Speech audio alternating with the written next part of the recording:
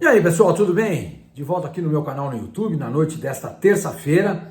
E eu queria comentar com vocês um assunto que intriga aí alguns torcedores do Santos, e a mim também. Por que o Brasão não joga? Por que o Brasão não tem uma oportunidade? O técnico do Santos, o Fábio Carilli, usa os jogadores aí, quase todas as partidas tem feito aí as 5 substituições e os jogadores estão atuando, né? Você pega, por exemplo, o caso do William Bigode, que ficou de fora aí um mês e pouco. Primeira vez que ele vai para o banco de reserva, ele já entra. O Casares voltou a atuar. Rainer jogou também. Entendeu? E o Rincon está sempre presente. E por que isso não acontece com o Brasão? Por que o Brasão não joga? Eu descobri isso aí hoje. Tá? Eu vou contar para vocês, mas antes eu queria pedir para vocês se inscreverem aqui no canal. Se inscrevam no canal, deem um like e ative o sininho para vocês ficarem sabendo quando é que eu estou postando um novo vídeo. Pessoal, é o seguinte, eu mandei uma pergunta para a assessoria de imprensa do Santos, para o meu amigo Fábio Maradei, para ele entregar para o técnico Fábio Carilli. Por quê? Porque eu, como moro em São Paulo, eu não tenho condições de ir lá fazer jogos noturnos, etc e tal. E não dá, para mim não dá, entendeu? Então eu não consigo participar das coletivas, não participo. Mas eu acho justo eu poder fazer uma pergunta para o treinador do Santos. Né? Então o que eu faço? Eu passo para o Maradei, Fábio Maradei, com o assessor de Maradei, se der, quebra essa para mim. Passa lá pro Carilli.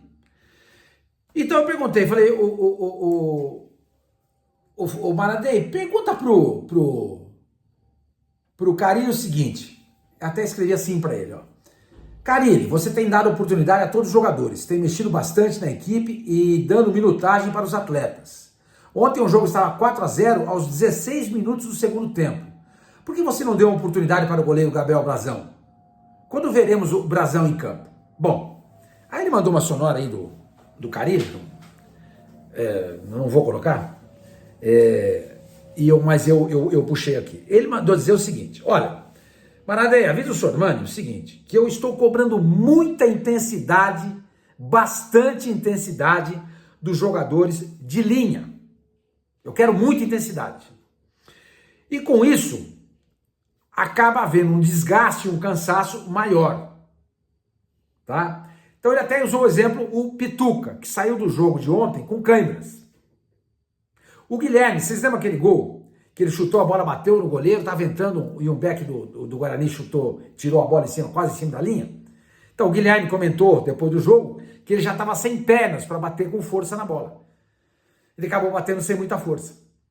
E eu me lembro bem, também, depois do jogo, o próprio Guilherme estava caído no campo, tal, mão assim na cabeça, tal, cansado. Então o Carilli tem cobrado muita intensidade dos jogadores. E um atleta, por exemplo, como o Guilherme, é um jogador que se doa demais, mas ele não tem saído. Mas você está cobrando tanto, está preocupado em tirar os jogadores de campo para dar um descanso, por que não tira o Guilherme? Ele não tira. Não tira.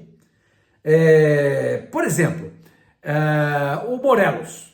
Por que ele tirou o Morelos para colocar o William Bigode? O Morelos não cansa, não joga, joga uma ou outra partida, sempre é substituído. Ele poderia ter ficado até o final. Então era uma substituição que você poderia ter usado com o Brasão. Então, o Carilli me disse, não vou gastar substituição com goleiro, sendo que eu possa vir a ter necessidade de gastar com jogadores de linha. Então ele não vai usar o Brasão. Esquece, tá? O Brasão só vai jogar se por um acaso o João Paulo tomar 3 cartões amarelos, for expulso, se ele tiver uma lesão, tá? Pegar uma gripe, uma disposição estomacal, uma virose e tal, aí ele não pode jogar, aí entra o Brasão. Mas o Brasão vai entrar sem nunca ter sido goleiro de um jogo ou de alguns minutos do Santos. Eu acho isso um problema. Mas é aquela história. O Carilli está fazendo um trabalho no Santos sensacional. Sensacional. Já disse, trabalho nota 9. Só não é 10 porque não conseguiu vencer a final do Campeonato Paulista. Então, eu meio que enfio a viola no saco e fico na minha. Mas eu tenho essa preocupação. Se de repente, numa emergência, você precisar colocar o Brasão para jogar, ele não tem minutagem nenhuma no time de cima do Santos. Nenhuma. Zero. E pelo que eu depreendo dessa declaração do Carille, que ele mandou em resposta à minha pergunta, o João Paulo, que hoje tem 28 anos, ele vai ser titular do Santos por mais 10 anos. Até os 38 anos ele joga, tranquilamente. Não tem nenhum técnico que chega no Santos, à exceção do Cuca. O Cuca foi o único técnico que colocou o João Paulo no banco e botou o John para jogar. Tanto que na final da Libertadores jogou o John. Muita gente falou que ele falhou naquele gol, tal, blá, blá, blá, blá. Mas era o preferido do Cuca, o John. Tá? O próprio Odair Hellmann, uma vez, eu conversando com ele, eu perguntei, Odair, por que você não faz um rodízio? Coloca no Campeonato Paulista e na Copa do Brasil o John. E na Copa do Sul-Americana e no Brasileiro o João Paulo. Ele falou assim, não, eu não gosto de rodizar goleiro. E o meu goleiro titular é o João Paulo. E assim tem sido, com todos os técnicos que passaram pelo Santos e vem passando. Tá? Com o John lá ou com outros goleiros, o João Paulo não sai. Entendeu? Como o João Paulo não vai ser vendido, eu não acredito que o João Paulo um dia vai ser vendido. Quer dizer, não vai ser vendido. Eu não acredito que um dia ele vai ser vendido. Então nós vamos ter que o João Paulo como titular do Santos nos próximos 10 anos. Então eu vou estar, hoje eu tenho 66 para 67, eu vou estar beirando 80 anos e o João Paulo vai ser o titular do Santos. A gente vai estar no ano 2034, hoje nós estamos no ano 2024. O João Paulo vai ser o goleiro do Santos. Entendeu? Porque, perdão, no entender dos treinadores do Santos, ele é suficiente. Eu acho que tem mais coisa por aí. Acho que ele tem as qualidades dele, tá? Mas eu acho que ele tem muito mais defeitos do que qualidades. Mas ele é um cara importante. Dentro do vestiário, fora do vestiário. Ninguém gosta de mexer com o João Paulo. Mexer com o João Paulo é meio que colocar a mão no vespeiro. Entendeu? É perigoso. O Cuca não. O Cuca foi lá e... Meu goleiro é o John. E acabou. O meu goleiro é o John. É isso, tá? Então o Brasão não vai jogar. O Santos disputa uma competição só até o final da temporada. E o Brasão vai ter que amargar aí o banco de reservas até o final da temporada. E vai ficar no Santos até o dia que o contrato dele acabar. E não vai jogar. Ou vai pedir uma rescisão para ele tentar jogar em outro lugar. E o Santos vai acabar colocando lá o Gustavo, que é o goleiro da base. Vai subir esses meninos que sobem da base e não se incomodem em ficar na reserva. Porque o João Paulo não vai sair. Pessoal, outra coisa é o seguinte. Na entrevista coletiva ontem, o Carille deixou claro... Disse, inclusive, com todas as letras, né, que o Furque e o Pedrinho não vão para Manaus, para o jogo de sábado, 5 horas da tarde contra o Amazonas.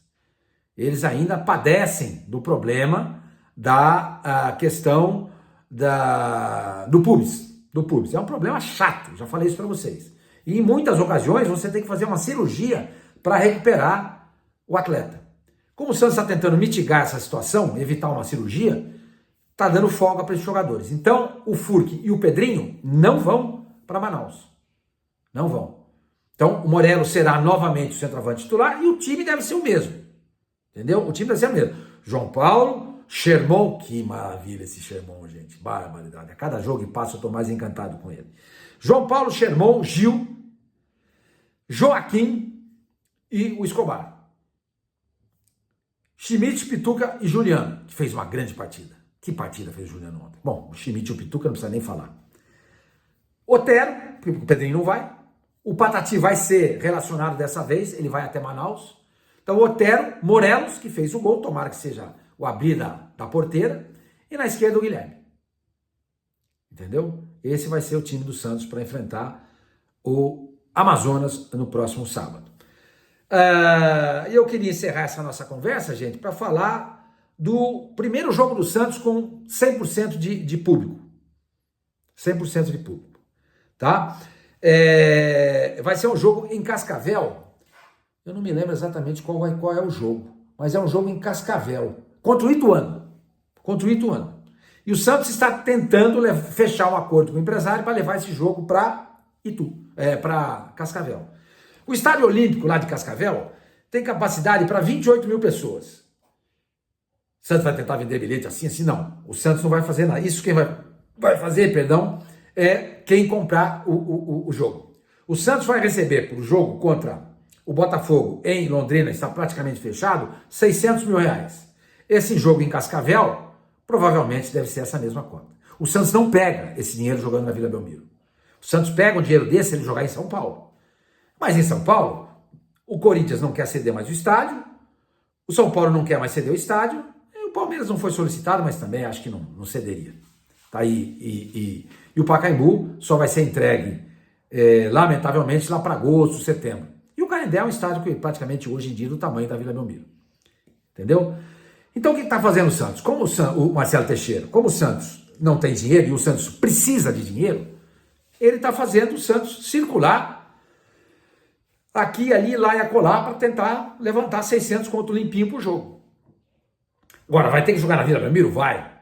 Agora, o que eu faria se eu fosse o Marcelo Teixeira? Já avisaria o torcedor de Santos, ó, vocês vão pagar ingresso contra o Paysandu, vocês vão pagar ingresso contra o Guarani, não vão pagar ingresso contra o Brusque, não vão pagar ingresso contra o Botafogo, não vão pagar ingresso contra o Ituano, tá? São 5 jogos. 5 jogos. Se você tiver uma média de R$40 por jogo, que essa é a média do Santos, 5 vezes 4, 20. Então, no primeiro jogo do Santos, na Vila Belmiro, você bota 200 pau o ingresso. O cara não tá indo. Ele não tá gastando. Não tá... Nossa, R$200 o ingresso. E agora o que é que eu vou fazer? Não, você vai fazer o seguinte. Tudo que você ia gastar, você bota num cofrinho. Daí, quando chegar o jogo do Santos, você vai lá, pega lá um abridor de lata, abre o seu cofrinho, pega esse dinheiro, compra o ingresso e paga 200 pau. O Santos fez dinheiro, gente. Não tem jeito. Então, eu, se fosse Marcelo Teixeira, eu faria isso. Continuaria fazendo o Santos jogar fora de Santos, recebendo essa cota de R$600 mil. E quando for jogar na Vila Belmiro, 200 pau ingresso, para todo mundo. 200 pau ingresso. Todo mundo.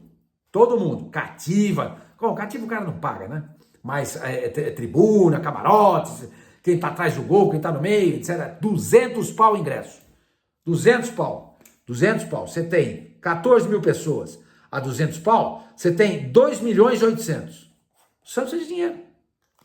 Por quê? Porque o Santos não tem rendas hoje da televisão do Campeonato Brasileiro. Pegou 20 milhões de reais. Ele pegava 100. Tá perdendo 80 milhões nessa brincadeira. E esses 2 jogos que o Santos atuou sem público, o Paysandu e também o Guarani, o prejuízo, somando os 2 jogos, na casa aí de R$150 mil. É bastante coisa, gente. Não é pouco, não. Não é pouco, não. Então é isso. Espero que vocês tenham curtido o vídeo. Tá bom? A gente volta a se falar. Se tiver alguma novidade em cima da hora, se tiver alguma bomba, eu volto aqui a conversar com vocês. Nos falamos. Tchau, tchau.